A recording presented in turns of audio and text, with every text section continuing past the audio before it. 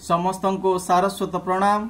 मु श्रीमान सुदीप्त कुमार पंडा ऑनलाइन कविता आसर परिवार सविता दुर्ग बौद्धर संचालक भाव में आपण समस्तंको स्वागत जनाऊे।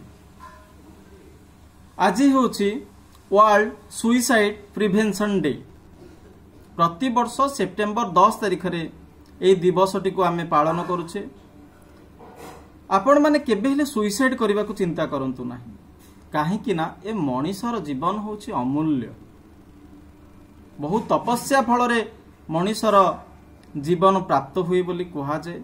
आम्भे माने मध्य जानिचे, किंतु बेले बेले विभिन्न कारणरू आपण स्ट्रेस नौचंती, चिंताग्रस्त होउचंती किंबा मानसिक निर्यातनार मध्य शिकार होउचंती एवं आपणक जीवन रे अनेक समस्या मध्य रहुची। जो समस्यार समाधान चिंता न करी आपण निज जीवनटा को हरैबा को प्रस्तुत होउचंती।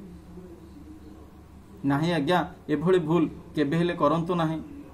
सुइसाइड अटेम्प्ट केबे हेले करिया पे चेष्टा करंतु नाही, कारण ए जीवन उपभोगर जीवन।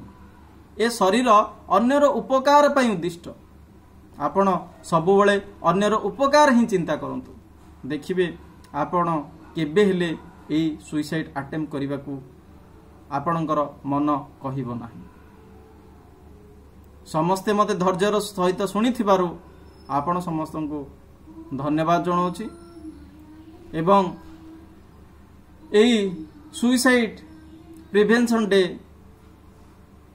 रे आपण माननकु एतिकी कहिबाकू चाहे, केबे हेले एभली न्यून मानसिकता को आपणक निकट को आणंतु नाही। धन्यवाद।